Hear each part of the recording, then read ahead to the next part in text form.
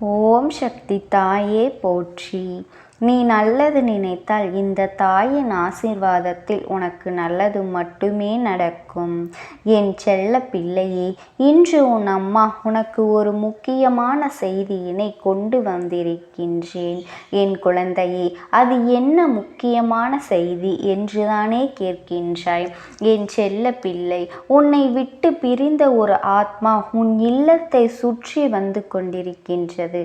இந்த ஆத்மா சாதாரணமாகவெல்லாம் உன்னை சுற்றி வரவில்லை. உன்னிடத்தில் ஒரு உண்மையை சொல்லிவிட வேண்டும் என்று துடித்து கொண்டிருக்கின்றது. அப்படி என்ன உண்மையை உன்னிடத்தில் இவர்கள் சொல்லப் போகின்றார்கள் என்பதையும் நிச்சயமாக என் பிள்ளை நீ தெரிந்து கொள்ள வேண்டும் அல்லவா? என் அன்பு குழந்தையே, இந்த அம்மா ஒரு விஷயத்தை உனக்கு சொல்கின்றேன் என்றால் நிச்சயமாக அதன் பிறகு என்ன இருக்கின்றது, அதன் பிறகு என்ன முக்கியத்துவம் என்பதையும் நீ புரிந்து கொண்டு அதிலிருந்து நீ பெற்றுக்கொள்ள வேண்டும். உனக்கான நன்மைகளை நீ என்னிடத்திலிருந்து ஏற்றுக்கொள்ள வேண்டும். என்ன நடந்தாலும் நாம் வாழ்க்கையில் எப்பொழுதுமே இப்படித்தான் இருக்கப் போகின்றோம்.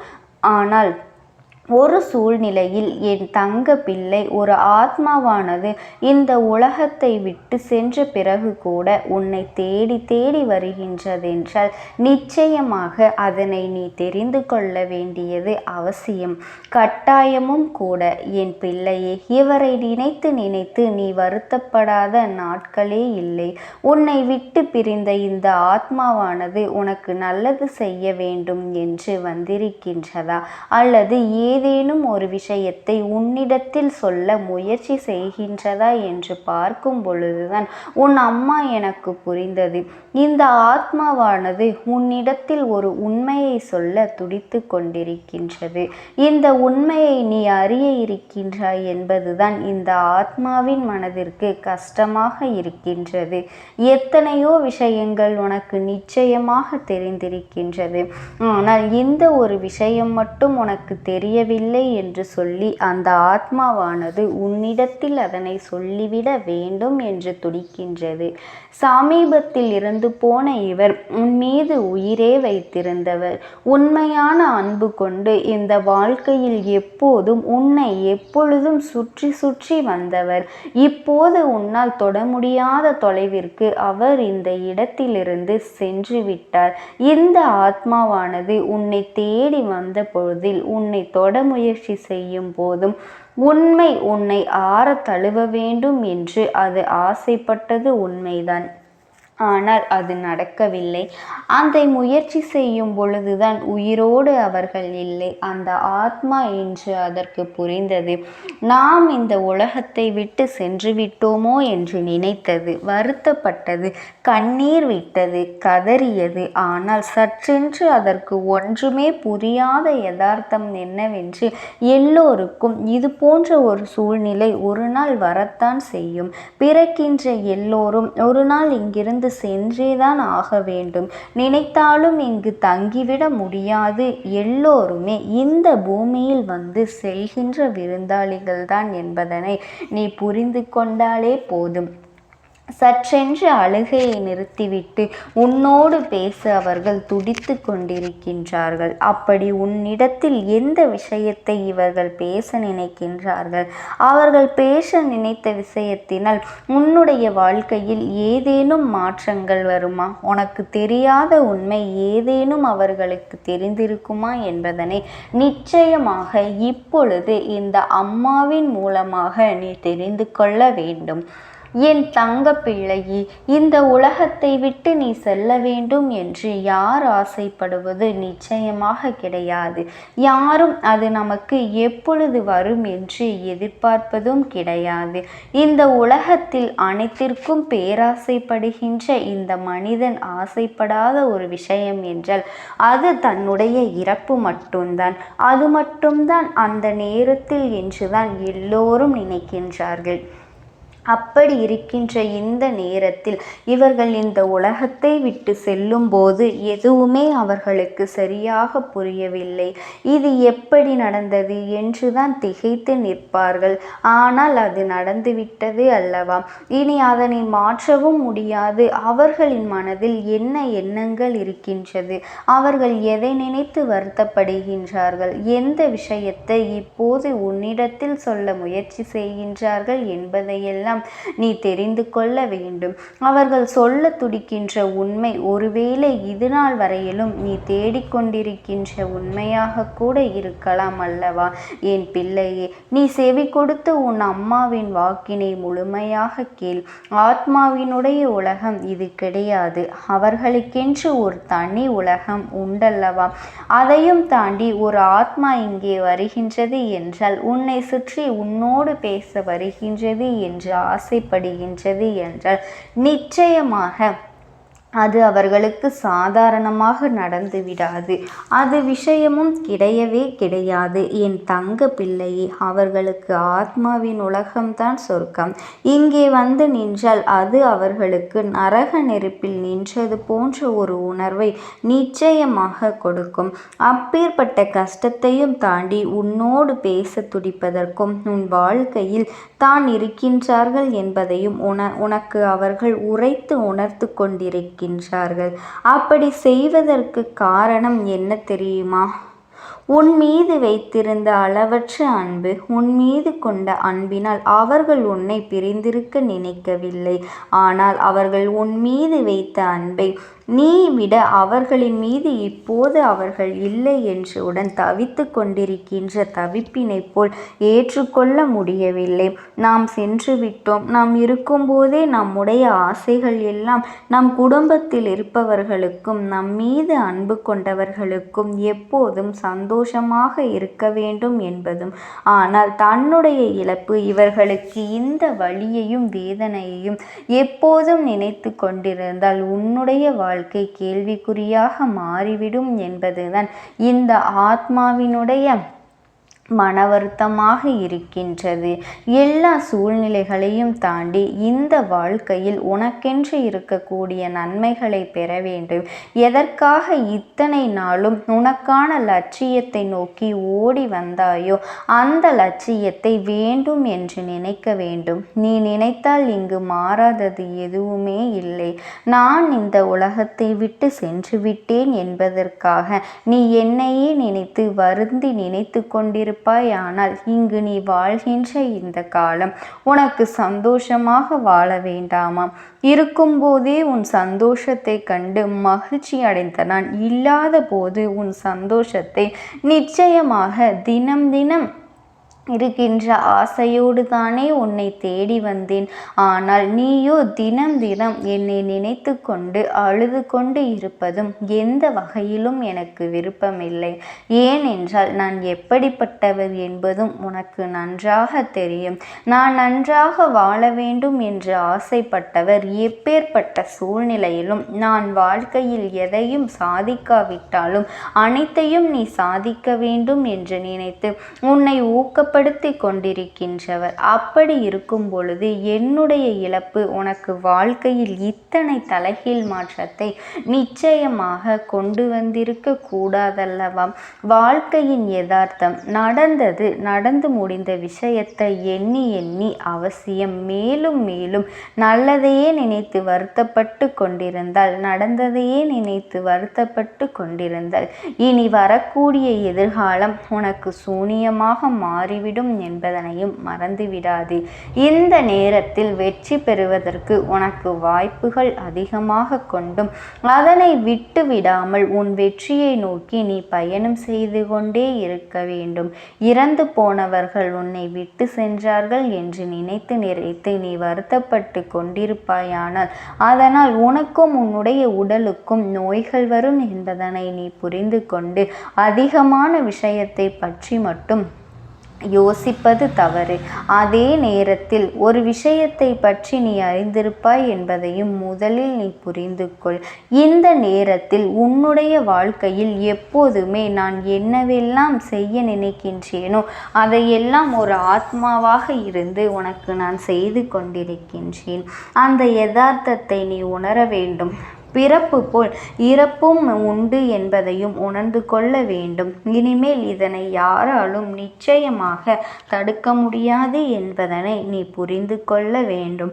இப்படித்தான் அந்த ஆத்மா உன்னோடு பேச நினைக்கின்றது. என் அன்பு குழந்தையே, அவர்களை பற்றி நீ கவலைப்பட வேண்டிய அவசியமே இல்லை.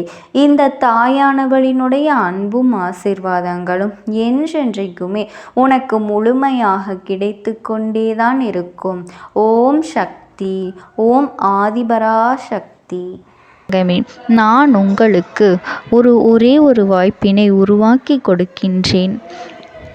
அந்த ஆத்மாவின் வாக்கினை கேட்பதற்கு இதுவே உனக்கு கிடைக்கின்ற கடைசி வாய்ப்பாகவும் இருக்கலாம்.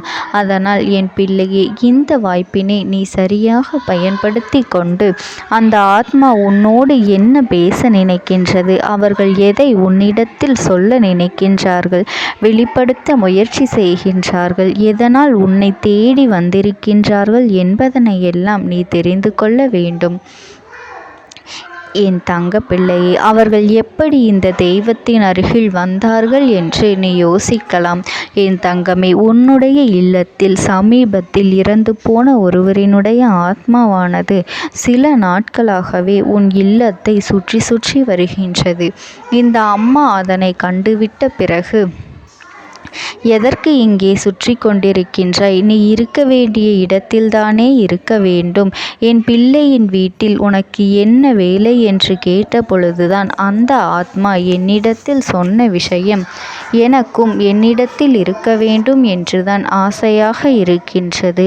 ஆனால் சில விஷயங்கள் என்னை அங்கே செல்ல விடாமல் தடுத்து கொண்டு இருக்கின்றது. எனக்கு என்னுடைய குடும்பத்தில் இருக்கின்றவர்களிடம் பேசியாக வேண்டும். என் மனதில் தோன்றுகின்ற சில விஷயங்களை அவர்களிடத்தில் சொல்லிவிட்டால் நான் மனநிறைவோடு இங்கிருந்து சென்று விடுவேன். சில விஷயங்களை நான் அவர்களோடு பகிர்ந்து கொள்ளாமல் விட்டுவிட்டேன். அதற்கு சரியான நேரம் இப்பொழுது வந்திருக்கின்றது. இப்பொழுதும் சொல்லாமல் நான் சென்று விட்டால் இனி காலம் முழுவதும் என்னால் அவர்களிடத்தில் சொல்லிவிட முடியாது. இதற்கு நீங்கள்தான் துணையாக நிற்க வேண்டும் அம்மா என்று என்னிடத்தில் வாய்ப்பினை ஏற்படுத்தி கொடுக்க வேண்டும் என்று கேட்டது. என் தங்க குழந்தையே, இப்படி இருக்கும் பொழுது அவர்களிடத்தில் சொல்லிவிட முடியாது. அந்த வாய்ப்பினை ஏற்படுத்தி கொடுத்து என் வீட்டில் உள்ளவர்களிடம் பேச வைக்க வேண்டும் என்று என்னிடத்தில் கோரிக்கை வைத்தது. என் தங்கமே, இப்படி மனதிலே எந்த கெட்ட எண்ணங்களும் இல்லாமல் உன் குடும்பத்திற்காக பேச வேண்டும் என்று கேட்ட ஆத்மாவிற்கு நான் அந்த வாய்ப்பு வழங்குவது தானே முறையாக இருக்கும். அதனால் இந்த அம்மா அந்த ஆத்மாவிற்கு அந்த வாய்ப்பினை கொடுக்க முடிவுகள் செய்து இப்பொழுது உன்னோடு பேசுவதற்காக வரவழைத்திருக்கின்றேன். என் பிள்ளையே, அந்த ஆத்மாவானது உன்னிடத்திலே என்ன பேசுகின்றார்கள் என்பதனை நான் என் மூலமாக உன்னிடத்தில் பேசி சொல்கின்றேன். இந்த அம்மாவிடத்திலிருந்து தான் அவர்கள் மனதில் பேச நினைப்பதை எல்லாம் பேச முடியும். என் தங்கமே, நேரடியாக ஒரு ஆத்மாவின் குரலை உன்னால் அத்தனை சுலபமாகவெல்லாம் கேட்டுவிட முடியாது. இந்த அம்மா அதற்காகத்தான் இன்று இந்த உதவியை செய்கின்றேன். என் குடும்பத்தில் இருக்கின்றவர்களிடம் பேச வந்திருக்கின்றேன். உங்கள் எல்லோரையும் நான் இனி காணவே முடியாது என்பதனை நான் உணர்ந்து கொண்டேன். என் வாழ்க்கையில் நிறைவாக இருந்து என்னால் உங்களுக்கு கஷ்டங்கள் வந்தாலும் உங்களால் எனக்கு எந்த கஷ்டங்களும் இதுநாள் வரையிலும் வந்தது கிடையாது. நான் நினைத்தது போல இந்த வாழ்க்கையை அத்தனை சந்தோஷமாக வாழ்ந்து கொண்டுதான் இருந்தேன். என் குடும்பத்தில் இருக்கின்றவர்களிடம் பேச வந்திருக்கின்றேன். உங்கள் எல்லோரையும் இனி நான் காணவே முடியாது என்பதனை நான் உணர்ந்து கொண்டேன். உங்களோடு இருந்த இந்த காலகட்டம் குறைவாக இருந்தாலும் நான் எனக்கு கிடைத்த சந்தோஷங்களும் மகிழ்ச்சியும் ஏராளமாக இருந்தது. அதனால் எனக்கு எந்த ஒரு கவலையும் இதுவரையில் இருந்ததே கிடையாது. நான் நினைத்தது போல இந்த வாழ்க்கையை நான் சந்தோஷமாகத்தான் வாழ்ந்து கொண்டு இருந்தேன். ஆனால் இவ்வளவு காலம் எனக்கு சீக்கிரமாக என்னுடைய ஆயுள் முடிந்துவிடும் என்று எனக்கு முன்பே தெரியாது. அது தெரிந்திருந்தால் நிச்சயமாக என் மனதில் இருக்கின்ற அத்தனை விஷயங்களையும் நான் உங்களிடத்தில் சொல்லியிருப்பேன். ஆனால் எல்லோரும் நினைப்பது போலத்தானே நானும் நினைத்திருந்தேன். எனக்கும் இந்த உலகத்தை விட்டு செல்ல வேண்டும் என்ற ஆசை கிடையாது. மற்றவர்கள் சொல்வது போல எதற்காக பிறந்தோம், நாம் ஏன் பிறந்தோம் என்று ஒரு நாளும் நான் நினைத்தது கிடையாது. வாழ வேண்டும் என்றுதான் ஆசைப்பட்டேன். என்னுடைய ஆசைகள் எல்லாம் நிராசையாகும்படி இந்த உலகத்தில் விட்டு செல்ல வேண்டிய காலகட்டம் கட்டாயம் வந்துவிட்டது. என்னுடைய கடமை இங்கே சரியாக முடிவதற்கு வந்துவிட்டது. இன்று நான் உங்களோடு பேச வந்ததற்கு முக்கியமான காரணம், சில விஷயங்களை எல்லாம் உங்களோடு சொல்லாமல் விட்டுவிட்டேன். எப்படி நடக்கும் என்று தெரியாமல் நான் சில விஷயங்களை செய்தும் முடித்துவிட்டேன். அதற்காக உங்களிடத்தில் நான் மன்னிப்பு கேட்டுக்கொள்கின்றேன். இதை உங்களிடத்தில் பகிர்ந்து கொள்ள வேண்டும் என்றுதான் இன்று நான் வந்திருக்கின்றேன். உங்களை நான் மனதார வணங்குகின்றேன். இந்த வாய்ப்பினை நான் சரியாக பயன்படுத்தி கொள்ள விரும்புகின்றேன். அதனால்தான் என் மனதில் இருக்கின்ற விஷயங்கள் எல்லாம் நான் சொல்லிவிடுகின்றேன். சிறிது நேரம் அமைதியாக அமர்ந்து என்னுடைய வார்த்தைகளை கேட்டாலே போதும். என்னுடைய அன்பினை புரிந்து கொண்டு அதுவே எனக்கு போதும். நான் நிச்சயமாக இங்கிருந்து நல்லபடியாக சென்று விடுவேன். இன்று உங்களோடு பேச வந்ததற்கு ஒரு முக்கியமான காரணம், நான் சில விஷயங்களை சொல்லாமல் விட்டுவிட்டேன். இப்படி நடக்கும் என்று எனக்கு ஒரு நாளும் தெரியாமல் சில விஷயங்களை செய்துவிட்டேன். அதை உங்களிடத்தில் பகிர்ந்து கொள்ளத்தான் வந்திருக்கின்றேன். என் மனதில் நினைக்கின்ற விஷயம் என்ன தெரியுமா? நான் உங்களை நன்றாக பார்த்து கொள்ள வேண்டும். உங்களின் ஆசைகளை எல்லாம் நிறைவேற்றி கொடுக்க வேண்டும். உங்கள் வாழ்க்கையில் நடத்தி கொடுக்க முடியாமல் போனாலும் இனிமேல் அதையெல்லாம் நடத்தி கொடுக்க வேண்டும் என்று ஆசைப்பட்டு என்னால் ஆன முயற்சிகளை எல்லாமே செய்து கொண்டிருந்தேன். ஆனால் முழுமையான பலன்களை கொடுப்பதற்கு முன்பாகவே இது போன்று நடந்துவிட்டது. அதனால் நான் ஏதேனும் குற்றம் குறைகள் செய்திருந்தாலும், ஏதேனும் உங்களுக்கு மனதிற்குள் கஷ்டத்தை தந்திருந்தாலும் என்னை மன்னித்து விடுங்கள். நான் எப்பொழுதும் உங்கள் மீது உண்மையான அன்பினைத்தான் வைத்து கொண்டிருக்கின்றேன். நான் ஒரு நாளும் மனதில் ஒன்றும் வெளியில் ஒன்றுமாக ஒரு நாளும் நான் நடந்து கொண்டது இல்லை. அதனால் என்னவோ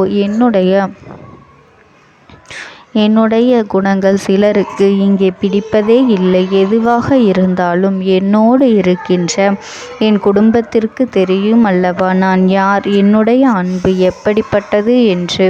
அதனால் என்னுடைய அன்பினை முழுமையாக உணர்ந்து கொள்ள வேண்டும் என்று அதனை இங்கிருந்து ஏற்றுக்கொள்ளவே முடியாத ஒரு விஷயமாகத்தான் இருந்தது. நானும் அங்கும் அங்கும் ஓடி ஓடி மீண்டும் என்னுடைய உயிரை மீட்டெடுத்து விடலாம் என்றுதான் முயற்சி செய்தேன். ஆனால் அப்பொழுது என்னால் அதையெல்லாம் செய்ய முடியவில்லை. உயிரற்ற உடலாக இங்கே நின்று கொண்டிருக்கின்றேன். நாட்கள் செல்ல செல்ல இதை எனக்கு ஏற்றுக்கொள்ள பழகிவிட்டது. இனிமேல் இதுதான் என்னுடைய உலகம். மீண்டும் அங்கே செல்ல முடியாது என்பதனை நான் புரிந்து கொண்டேன். செல்ல முடியாவிட்டாலும் ஆத்மா என்று ஆன பிறகு என்னுடைய உலகத்தில் இருந்தால்தான் எனக்கு சந்தோஷம். மீண்டும் மனித வாழ்க்கைக்குள் என்னால் நுழைந்துவிட முடியாது. எனக்காக இத்தனை காலமும் அன்போடு பழகி எனக்கு எல்லாம் செய்த உங்களுக்கு நான் சொல்கின்ற விஷயம் ஒன்றுதான். நடந்தது எல்லாம் நடந்துவிட்டது. நடந்த விதையை யாராலும் இனி மாற்ற முடியாது. இனி நான் உங்களோடு இருக்க வேண்டும் என்று நினைத்தால் கூட அது நடக்காது. அதனால் இந்த வாழ்க்கையில் நீங்கள் நல்லபடியாக வாழ்ந்து சந்தோஷமாக இருக்க வேண்டும் என்றுதான் அப்போதுதான் அந்த ஆத்மா மனது வேதனைப்பட்டு உன்னோடு பேசுகின்றது. என் தங்க குழந்தையே, யார் உன்னை விட்டு சென்றாலும் இந்த தாயானவளினுடைய அன்பும் ஆசீர்வாதங்களும் உனக்கு என்றென்றைக்குமே முழுமையாக கிடைத்து கொண்டே இருக்கும். அதனால் நீ எதை நினைத்தும் கவலைப்படாதே. உனக்காக எப்பொழுதும் நான் இருந்து கொண்டே இருப்பேன். ஓம் சக்தி. ஓம் ஆதிபரா சக்தி. நீ விடுதலை கொடுக்க மாட்டாயா என்று என் பிள்ளை நீ என்னை பார்த்து கேட்கின்ற விஷயத்திற்குத்தான் நான் முடிவினை கட்டப் போகின்றேன். இன்னமும் சுருக்கமாக உனக்கு சொல்ல வேண்டும் என்றால், உன்னுடைய பிடிவாதம் இந்த அம்மாவினிடத்தில் ஜெயித்து விட்டது என்பதுதான் உண்மை. என் குழந்தைக்கு எந்த ஒரு விஷயம் வேண்டும் என்று அடம்பிடித்து இத்தனை காலமும் நீ நின்று கொண்டிருந்தாயோ, அந்த ஒரு விஷயத்திலிருந்து உன் அம்மா நான் உனக்கு விடுதலையை கொடுக்க வேண்டும் என்று என் முன்னால் கதறி அழுதாயோ, அந்த விஷயத்தை இன்று உனக்கு நான் முடித்து வைக்கின்றேன். என் பிள்ளையே, சுற்றி இருக்கின்ற உறவுகளையெல்லாம் நம்புவதை விட்டுவிட்டு சற்று விலகி நிற்பதுதான் எல்லோருக்குமே நல்லது. ஏனென்றால் யாருடைய குணம் எப்பொழுது எப்படி மாறும் என்று யாராலும் கணித்துவிட முடியாது. ஒருவரிடத்தில் நல்லபடியாக பேசிக்கொண்டு வந்திருப்பாயானால் அவர்கள் மனதிற்குள் என்ன இருக்கின்றது என்று உன்னால் ஒரு பொழுதும் தெரிந்து கொள்ள முடியாது. அவர்களுக்குள் 1000 விஷயங்கள் ஓடும். உனக்கு செய்து தருவேன் என்று வாக்குறுதியை கொடுப்பார்கள். ஆனால் அதன் பிறகு பார்த்தாயானால் ஒரு நிமிடம் கூட யோசிக்காமல் சற்றென்று இவர்களுக்கு முடியாது என்று சொல்லிவிடுவார்கள். மனதிற்குள் அவர்கள் நினைப்பது, நீ சொல்வதை சொல்லிவிட்டு போ, நான் எதற்காக உனக்கு உதவி செய்ய வேண்டும் என்று எண்ணிக்கொண்டிருப்பார்கள். இது போன்ற போலிகள் அதிகமாக நிறைந்து இருக்கின்ற இந்த உலகத்தில் ஒரு விஷயத்திற்காக என் பிள்ளை நீ ஆசைப்படுகின்றாய் என்றால் அதை மிகவும் நான் கவனத்தோடு புரிந்து கொண்டு உன் வாழ்க்கைக்கு அது சரியா தவறா என்று, தேவைதானா தேவையில்லையா என்று, ஒரு வேலை கிடைத்தால் உன் வாழ்க்கை தெளிவாக இருக்குமா என்றால் நான் புரிந்து கொண்டுதான் உன் அம்மா நான் உன்னிடத்திலே சொல்ல முடியும் என்பதனை புரிந்து கொள். உனக்கு எத்தனை கால தாமதங்கள் ஆகியது என்பதனை அதனை புரிந்து கொள்ள அதை உன்னிடத்தில் ஒப்படைக்க வந்ததற்கு காரணம், பல அதிசக்தி வாய்ந்த பூஜைகளாலும் தெய்வங்களை நீ தொடர்ந்து வணங்கி கொண்டிருப்பதாலும் மட்டும்தான் உன் வேண்டுதல்கள் உச்சத்தை தொட்டுவிட்டது. தெய்வத்தின் மனதை நீ தொட்டுவிட்டாய். இனிமேல் உன்னிடத்திலிருந்து தெய்வத்தினால் தப்பிக்க முடியாது. நிச்சயமாக இனிமேல் இதனை நீ கொடுத்துதான் ஆக வேண்டும். எந்த எல்லைக்கும் செல்வதற்கு தயாராகிவிட்டாய். கடவுளுக்கு என்னென்ன செய்ய வேண்டுமோ அதையெல்லாம் என் பிள்ளை மனதார செய்து விட்டாய். உன்னுடைய அன்பிற்கு இந்த அம்மா நான் 5வது நாள் உன் வாழ்க்கையில் மிகப்பெரிய பிரச்சனையை தீர்த்து கொடுக்கின்றேன். அம்மாவினை நம்பினால் உனக்கு சத்தியம். என்னை நீ நம்பவில்லை என்றால் இந்த அம்மாவினால் நிச்சயமாக எந்த விஷயத்திலும் இதற்கு பொறுப்பாக முடியாது. உனக்கு நடப்பதை கூட நீ உணராமல் இருந்துவிட்டு நிச்சயமாக உன்னுடைய மனநிலையில் தான் மாற்றங்களை கொண்டு வர வேண்டும். இதனை புரிந்து கொள். ஒரு முறை அல்ல, பல முறை இதை நான் சொல்லியிருக்கின்றேன். வாழ்க்கையில் தெய்வத்தினுடைய சக்தி வந்துவிட்டது என்றால் உனக்கு பல நல்ல விஷயங்கள் செய்வதற்கு முயற்சிகளையும் செய்து கொடுத்தது. ஆனால் என் பிள்ளை நீ உன் மனதிற்குள் வைத்திருக்கின்ற தேவையற்ற எண்ணங்களால் அதை தொலைத்து விட்டாய். ஒரு பொழுதும் நீ தொலைக்கவும் மாட்டாய். தொலைக்க இருக்கவும் கூடாது. ஏனென்றால் உன்னோடு இருப்பது இந்த அம்மாவாகிய நான். உன் வாழ்க்கையில் நல்லதை செய்து கொடுப்பது உன் அம்மா நான். உனக்காக இந்த வாழ்க்கையில் எந்த எல்லைக்கும் செல்ல தயாராக இருக்கின்றேன். அதனால் இனி துணிந்து இறங்கு. எண்ணி 5வது நாள் நீ விரும்பிய விஷயம் உன் கைகளில் இருக்கும். எந்த முயற்சிகளையும் செய்யாமல் அம்மா தரவில்லை என்று ஒரு நாளும் என் மீது பழி போட உன்னால் முடியாது. நீ முயற்சிகளையும் உன்னுடைய உழைப்பையும் சரியாக செலுத்திவிட்ட பிறகு நான் கொடுக்கவில்லை என்றால் என் மீது கோபப்பட உனக்கு அத்தனை